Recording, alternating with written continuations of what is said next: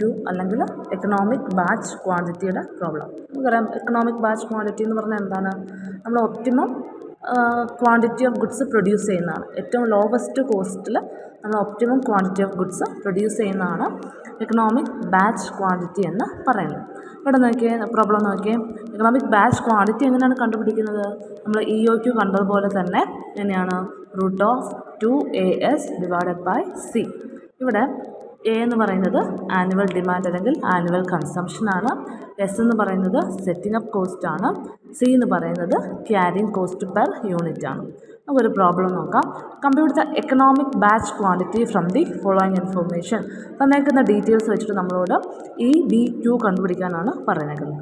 നോക്കിയേ, annual demand തന്നിട്ടുണ്ട്, setting up cost തന്നിട്ടുണ്ട്, സി തന്നിട്ടുണ്ട്, ക്യാരിങ് കോസ്റ്റും തന്നിട്ടുണ്ട്. അപ്പോൾ എല്ലാം നമുക്ക് നേരിട്ട് തന്നിട്ടുണ്ട്. ഇനി എന്ത് മാത്രം ചെയ്താൽ മതി? നമ്മൾ ഈ ഒരു ഫോർമുല അപ്ലൈ ചെയ്താൽ മാത്രം മതി.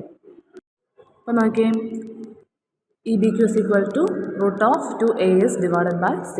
√2 × 2 കോമൺ ആണ്.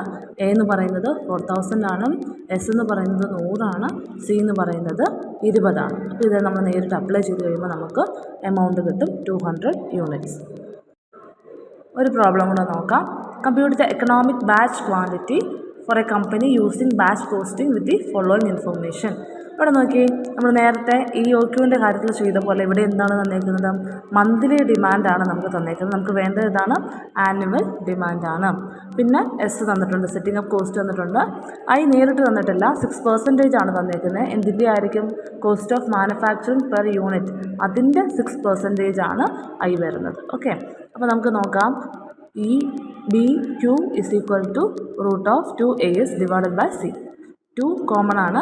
എ എന്ന് പറയുന്നത് മന്ത്ലി ആണ് തന്നേക്കുന്നത് 2000. അപ്പോൾ അത് ആനുവലി ആയിട്ട് കൺവേർട്ട് ചെയ്യാൻ വേണ്ടിയിട്ട് 12 × 2000 into setting up cost S 1000 ആണ്, ക്യാരിങ് കോസ്റ്റ് 200ൻ്റെ 6% 12. അപ്പോൾ നമ്മൾ നേരത്തെ ഇക്വേഷൻ അപ്ലൈ ചെയ്ത് കഴിയുമ്പോൾ നമുക്ക് കിട്ടും 2000 ആണ് EBQ എന്ന് പറയുന്നത്.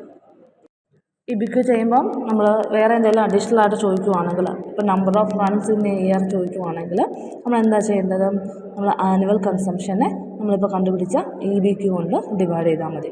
ഇനി 2 ഒപ്റ്റിമം റൺസ് തമ്മിലുള്ള ഇൻ്റർവൽ ചോദിക്കുവാണെങ്കിലോ 365 divided by number of runs in a year ചെയ്താൽ മതി.